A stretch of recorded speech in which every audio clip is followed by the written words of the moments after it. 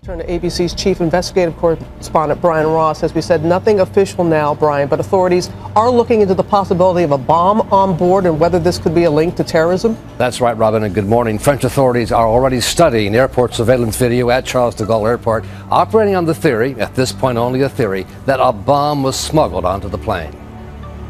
In the last several weeks, aviation security officials have been warning of possible bombs hidden in laptop computers. Terror groups in Somalia have twice been linked to just such explosives. In one case earlier this year, on board a jetliner that was able to land safely. In another case, a laptop bomb that went off in an airport.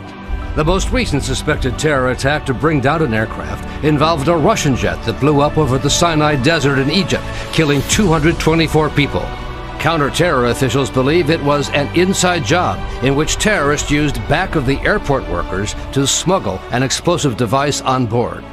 Even with the best of security screening machines, if you have an insider who's willing to place an explosive on a plane, you have a real problem. ISIS later took responsibility for downing the Russian jet, posting this photo of what it said was the bomb hidden in a beverage can with a simple detonator. Close the switch and arm the timer to start its countdown.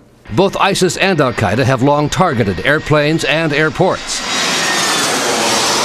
And the master Al-Qaeda bomb maker, Ibrahim al-Asiri, remains at large, despite repeated U.S. and European efforts to kill him.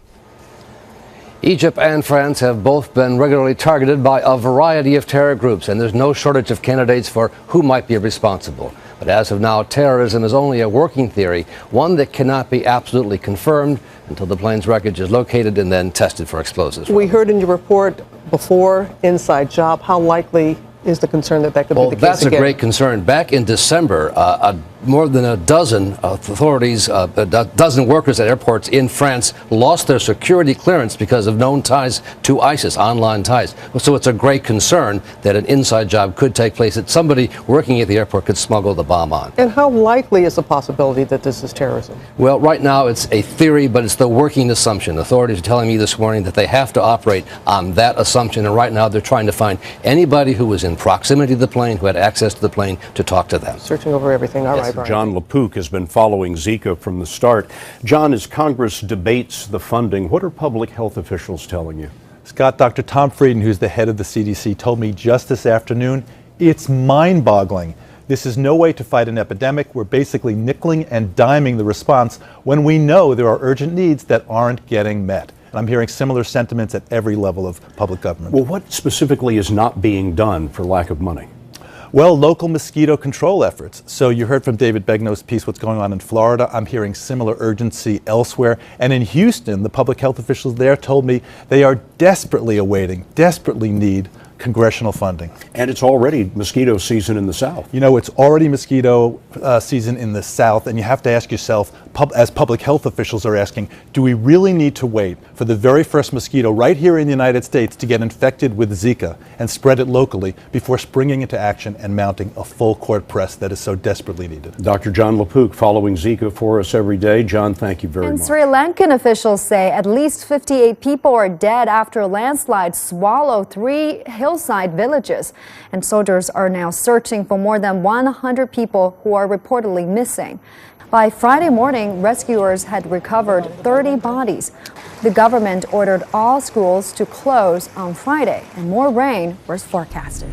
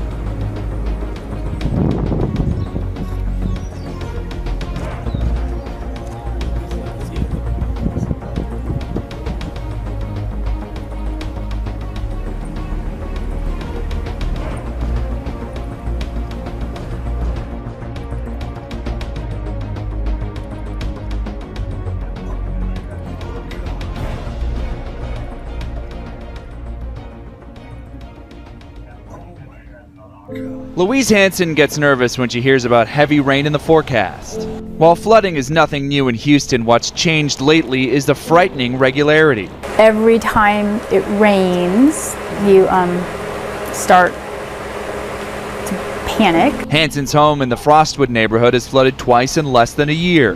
Extreme downpours, including the latest that pummeled parts of Texas on April 18th, have doubled in frequency in the last 3 decades. Climatologists say global warming plays a big role. A warmer ocean evaporates more moisture into the air. So there's more moisture being pumped into the air can hold more. When it falls out, it tends to fall out in big events. The other culprit, supercharged development in the only major U.S. city without zoning. An Associated Press analysis of government data found if Harris County, which includes Houston, was a state, it would rank in the top 5 or 6 of every category of repeat federal flood losses. The Federal Emergency Management Agency has paid more than $3 billion in today's dollars in flood claims to Houston since 1998. FEMA's director told AP in a phone interview, paving and growth have made the problems worse. When we have known hazards and we're not using our best land use and we're not using our best building codes to mitigate those risks, we see the cost of disasters go up. But the county's flood control director disagrees. The criticism of the growth is really unwarranted. The new growth is mitigating its impacts. Houston has added more than 1 million people since 1992, while the amount of water-absorbing wetlands per capita has been halved. Paved land generates 5 times the runoff of woodlands. Almost all of the county is very impervious clay soils. Don't absorb much water to speak of anyway. And so it's a lot less than people think in terms of the concrete on the impervious side. The loss of green space can cause sheet flow, cascades of water from flat surfaces like the Memorial City development next to an expanded interstate. Residents say a city-sponsored authority that benefited Memorial City's owner and which the owner helped to create failed to honor a 13-year-old pledge to build stormwater detention ponds that would have reduced flooding. It's money, politics, greed.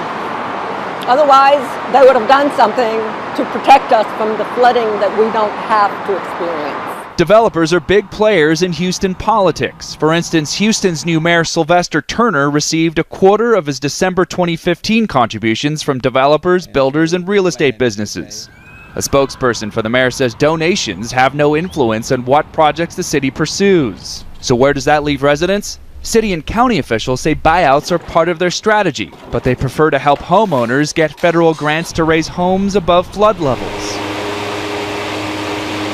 Back inside Louise Hansen's home, a constant hum of fans dries out damaged flooring and walls. I guess God was trying to tell me to sell the house. Hansen is keeping an eye on the sky and on her next move. John Moan, Associated Press, Houston.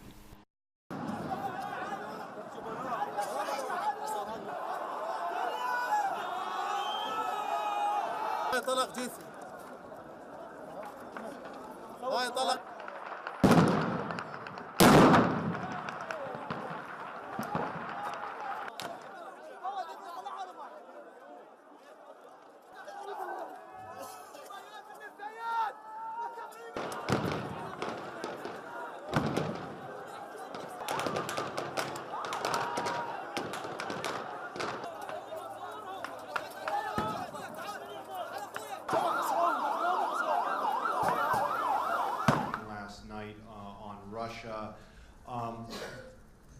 Do you have more commitments from nations? The Afghan forces are showing real courage, determination, and professionalism, and they are benefiting from our training, advice, and assistance. But Afghanistan continues to face serious security challenges. Today, ministers agreed to sustain the Resolute support mission beyond 2016.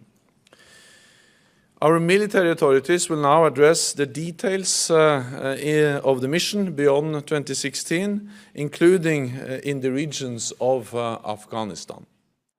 The signage outside this giant grocery store on 8th Street in Northeast Washington says welcome, but it's alleged that a security guard working here did not think a transgender woman was welcome to use the ladies' room. ABC 7 News has confirmed that a transgender person tried to use the women's bathroom here around noon. Sources say a female security guard is accused of pushing the transgender person from the bathroom area all the way to the store's exit. It's also alleged the security guard directed a homophobic slur at the transgender person. Tony Pixley says he witnessed the incident. The guy and the girl, the transgender getting into it and throwing stuff, and she pushed the girl out the store and they went back and forth. Connie Council shops here often. I didn't think that it would be so hostile here, because I know what's going on down in North Carolina, so I'm really shocked. What happened in North Carolina has made this a headline-grabbing issue. Lawmakers there passed a law mandating transgender people use the bathroom that corresponds with the gender on their birth certificate. Shopper Deanna Chisholm lives in North Carolina and supports the new law.